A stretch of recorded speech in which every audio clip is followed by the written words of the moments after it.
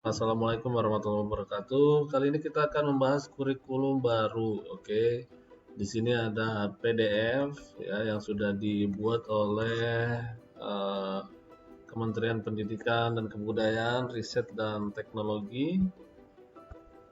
Kita akan langsung coba bahas slide per slide-nya, mulai dari lini masa, karakteristik, kerangka dasar, setelah struktur kurikulum. Oke, kita lanjut ke bagian lini masa ya, mulai dari pra-pandemi, pandemi, hingga di tahun 2024. Jadi kurikulum ini kurikulum 2013 yang sudah dipakai, kemudian 2020 sampai 2021 ada kurikulum darurat, 2021 sampai 2022 adalah kurikulum prototype ya, yang ada di SP dan SMK-PK. Kemudian ada kurikulum prototype, ya, opsi bagi semua satuan pendidikan. Dan 2024 penentuan kebijakan kurikulum nasional berdasarkan evaluasi terhadap kurikulum pada masa pemulihan pembelajaran. Jadi nanti mungkin akan dievaluasi lagi dan dibuat kurikulum barunya. Dan kita akan membahas tentang kurikulum yang sedang terjadi saat ini, kemudian yang akan dipakai pada tahun depan ya, kurikulum prototype. Oke, ini adalah kerangka kerja evaluasi kurikulum 2013 ya. Kemudian hasil evaluasinya adalah kompetensi K13 terlalu luas, sulit dipahami dan diimplementasikan oleh guru. Ya, kalau kita lihat K13 itu isinya yang di sini ya, seperti kita tahu ada Permendikbud 37. Nah, ini sudah cukup detail menjelaskan tentang KIKD. Contohnya ini kita lihat di sini. Nah, ini dia. Di sini ada KI 3 yaitu pengetahuan dan KI 4 keterampilan. Kemudian ada kompetensi dasar ya, baik dari KI 3 dan KI 4. Ya, di Permen ini sudah dijabarkan kompetensi apa yang harus dipahami oleh siswa. Jadi ini merupakan dasar dari pengembangan kurikulum prototype ya, agar kurikulumnya ini lebih mudah dipahami dan lebih gampang diimplementasikan ya. Kemudian kurikulum yang dirumuskan secara nasional belum disesuaikan oleh satuan pendidikan dengan situasi dan kebutuhan satuan pendidikan daerah peserta didik. Ya, ini adalah hasil evaluasi pelaksanaan K13. Mapel informatika bersifat pilihan, padahal teknologi merupakan salah satu kompetensi penting di pembelajaran abad 21. Kemudian pengaturan jam belajar per minggu tidak memberikan keleluasaan kepada satuan pendidikan untuk mengatur pelaksanaan mata pelajaran dan menyusun kalender pendidikan. Akibatnya kegiatan menjadi padat. Ya, mungkin di kurikulum prototype kegiatan belajar menjadi lebih fleksibel. Ya, tapi jam pelajarannya untuk sekolah yang 5 hari kerja memang cukup panjang ya, dari pagi sampai sore. Kemudian pendekatan tematik PAUD dan SD, kemudian mapel jenjang SMA, SMP, Diktara Diksus satu-satunya pendekatan K13 tanpa adanya pendekatan lain ya. Nanti akan ada lagi pendekatan-pendekatan selain tematik di kurikulum prototype, mungkin seperti itu. Kemudian struktur pada jenjang SMA membuat mata pelajaran peminatan kurang memberikan keleluasan bagi siswa IPA, IPS, bahasa ya. Gengsi peminatan juga dipersepsi hierarkis ya, biasanya IPA dan IPS itu memang agak berbeda ya.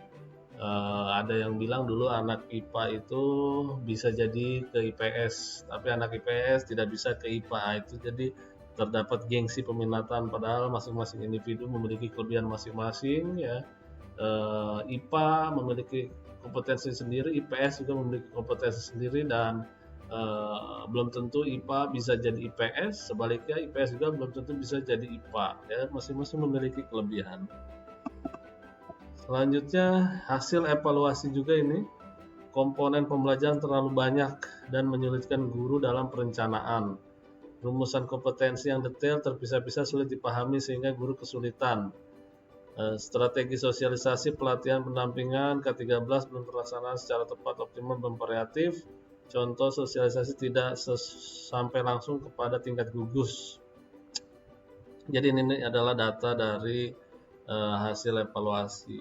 Oke, kita lanjut karakteristik kurikulum. Ya, ini teori-teori tentang kurikulum, ya, khususnya kurikulum prototype. Jadi ada orientasi holistik berbasis kompetensi dan bukan konten. Kemudian kontekstualisasi dan personalisasi dirancang sesuai konteks budaya, misi sekolah, lingkungan sekolah, kebutuhan murid. Kita lihat contohnya ya, kalau yang di K13 itu kan ada buku guru, buku siswa. Nah, itu buku guru, buku siswa itu mungkin sebaiknya sesuai dengan kontekstualisasi daerah masing-masing. Kemudian kurikulum prototipe mendorong pembelajaran sesuai dengan kemampuan siswa, ya, memberi ruang lebih, ya, pembelajaran berbasis project, ya, untuk mengembangkan soft skill, karakter, iman, takwa, akhlak, mulia, gotong royong, ya, fokus pada materi esensial.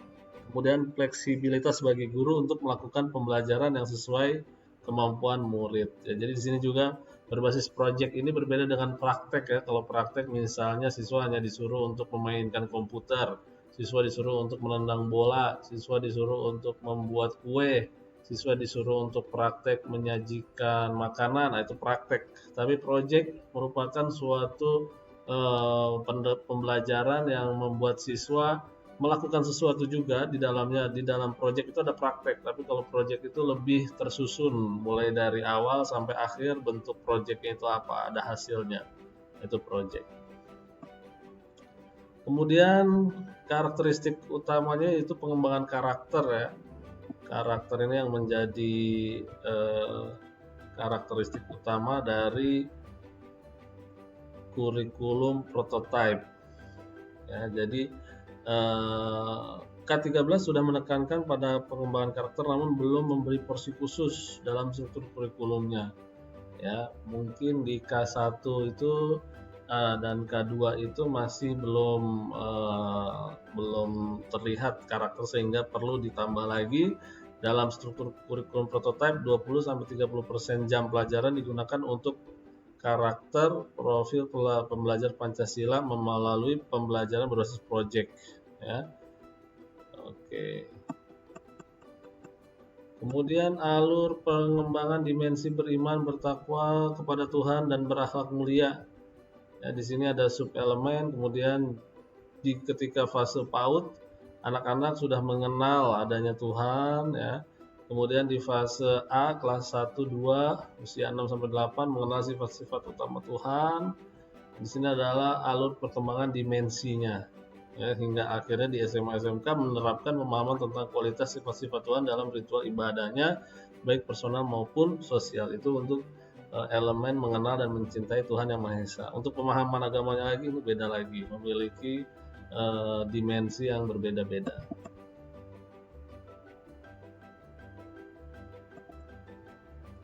Tema-tema utama pembelajaran berbasis project, ya, ini ada 7 tema. Bangunlah jiwa raganya, berrekayasa dan berteknologi membangun NKRI, Bhinneka Tunggal Ika, gaya hidup berkelanjutan, kearifan lokal, kewirausahaan, suara demokrasi.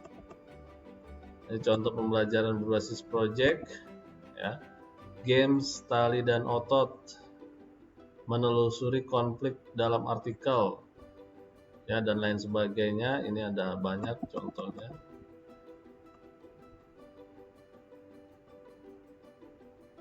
Pembelajaran berbasis project dinilai dan membantu guru dalam mengembangkan karakter dan soft skill siswa. Oke. Fokus pada materi esensial. Jadi pembelajaran yang mendalam, diskusi, kerja kelompok berbasis problem dan project, ya, perlu waktu. Materi terlalu padat akan mendorong guru untuk menggunakan ceramah. Nah, kurikulum prototype berfokus pada materi esensial di tiap mata pelajaran untuk memberi ruang waktu bagi pengembangan kompetensi terutama yang mendasar literasi numerasi secara lebih mendalam. Nah, ini adalah hasil survei ya kurikulum darurat kemarin. Kita skip aja.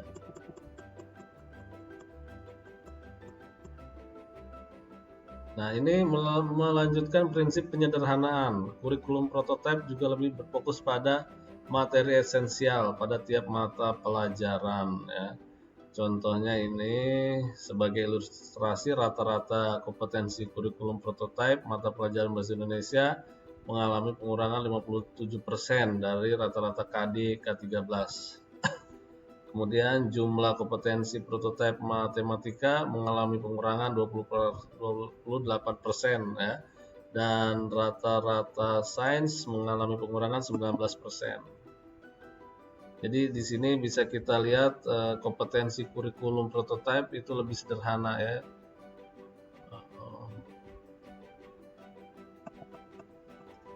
Oke, ini kita lihat di sini ada capaian pembelajaran dalam bentuk KIKD yang sangat banyak dan terpisah-pisah. Ini yang sudah tadi saya tunjukkan di Permendikbud 37 2018 ini. Jadi ini fase A ya. Untuk di sekolah penggerak dan SMK PK ini sudah lebih sederhana lagi ya, sudah menggunakan CP ya. Nah, ini ada tahapan dalam bahasa Indonesia ya, ini memang ada 4 tahapan mulai dari menyimak, membaca, berbicara, menulis. Nah, ini tidak bisa dibalik-balik, tidak bisa menulis dulu di awal ya, atau berbicara dulu di awal, tidak bisa. Ini adalah sudah teori yang baku ya, dalam hal bahasa.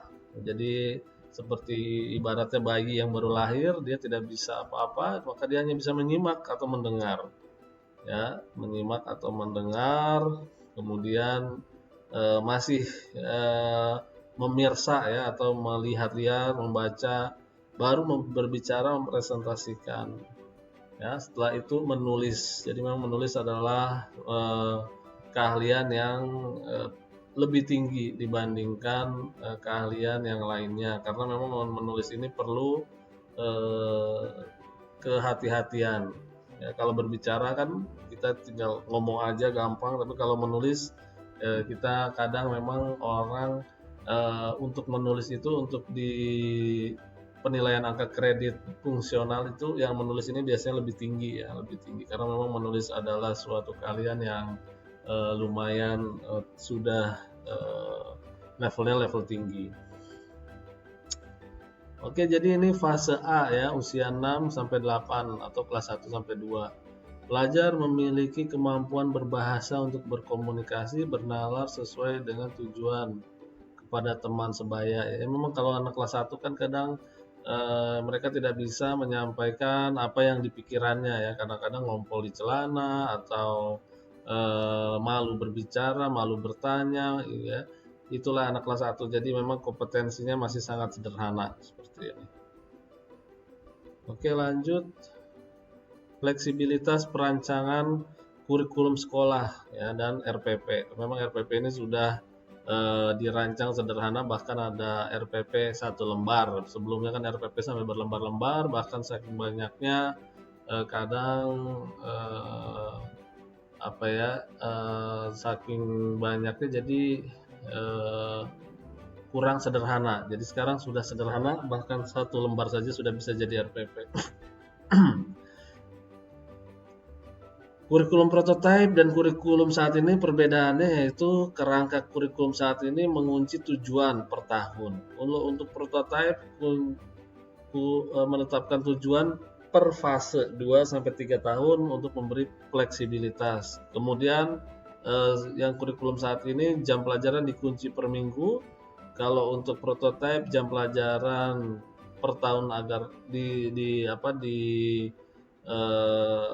dikunci per tahun. Sekolah dapat menyusun, berinovasi dalam membuat kurikulum di sekolahnya.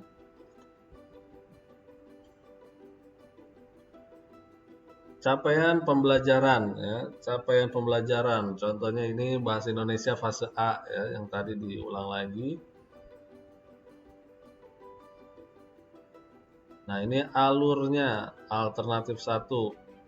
1.1 pelajar dapat menjelaskan dan mempraktikkan instruksi lisan yang diberikan guru terkait aktivitas pengelolaan diri, ciri fisik manusia, fungsi anggota tubuh, merawat kebersihan tubuh, dan menggunakan kata-kata sendiri ya. Memang kalau untuk kelas 1 ini dia masih hal-hal yang sederhana, termasuk membersihkan diri sendiri, cuci tangan, ya, kemudian ke belakang buang air besar, buang air kecil, itu harus diajarkan untuk kelas 1. Jadi ini adalah alur tujuan ya, ada 10 poin ya.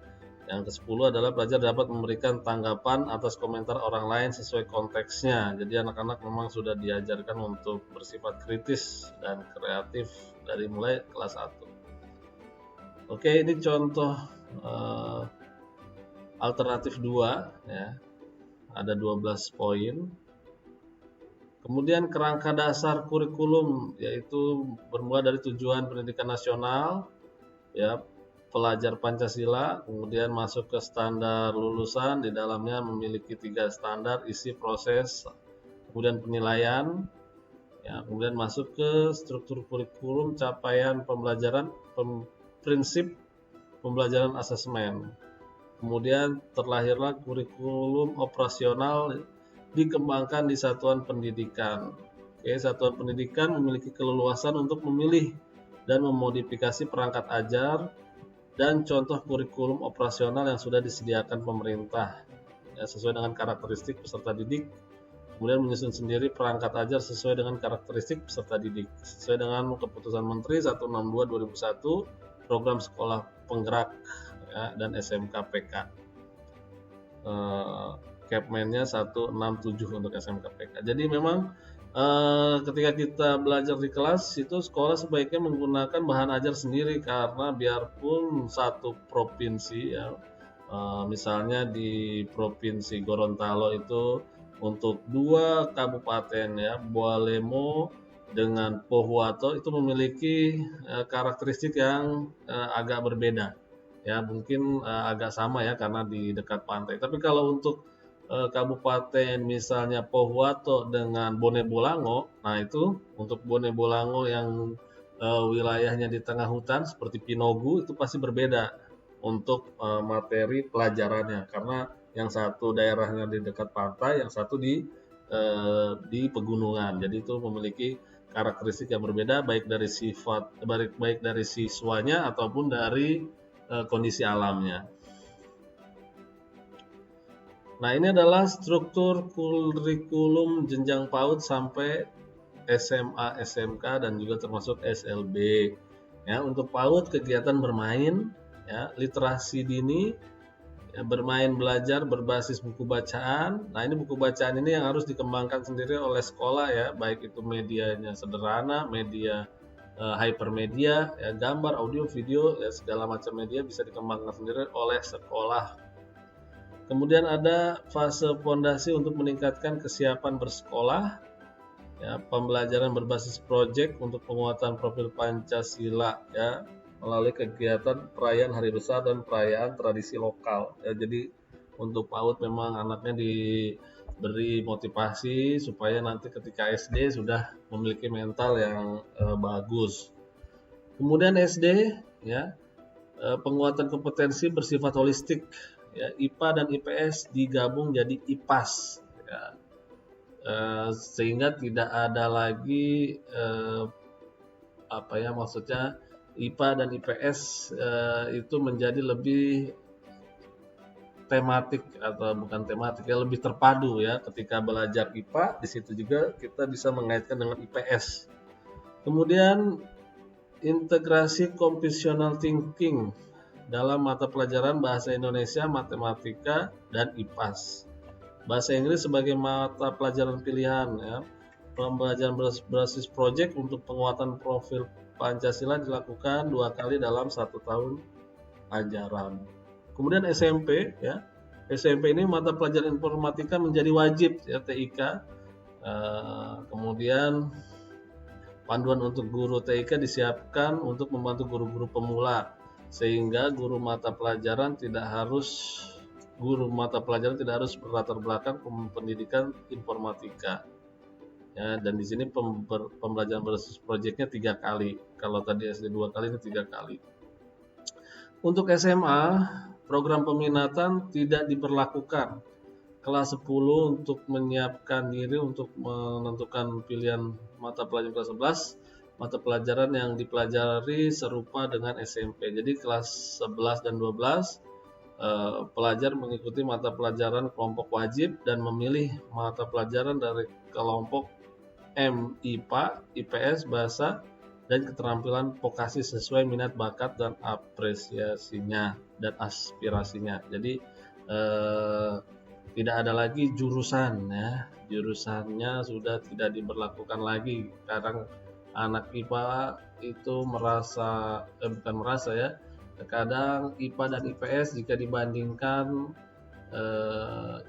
IPA lebih memiliki banyak kesempatan daripada IPS ketika nanti kuliah, contohnya seperti itu. Jadi kasihan yang IPS terjadi diskriminasi, ya. Padahal masing-masing memiliki kompetensi yang berbeda dan memang tidak bisa dibandingkan. Itu tidak bisa dibandingkan. IPA dan IPS ya udah tidak bisa dibandingkan. Karena itu seperti halnya yang satu pandai berenang, yang satu pandai berlari, ya, tidak bisa dibandingkan.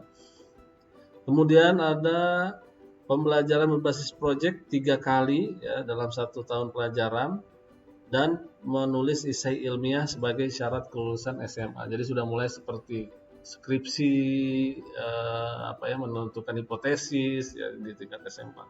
Kemudian untuk SMK ini, dunia kerja dapat terlibat dalam pengembangan pembelajaran, ya. Untuk SMK pariwisata, Dudi, perhotelan tentu bisa terlibat di situ. Untuk teknik, ya, dari otomotif bisa terlibat di situ. Jadi Dudi masuk ke dalam program pengembangan pembelajaran. Kemudian struktur lebih sederhana dengan 2 kelompok mapel, umum dan kejuruan. Presentasi kelompok kejuruan meningkat dari 60 ke 70%. Kemudian pembelajaran berbasis proyek dengan mengintegrasikan mata pelajaran terkait. PKL wajib, ya, mata pelajaran wajib minimal 6 bulan atau 1 semester. Pelajar dapat memilih mata pelajaran di luar keahliannya.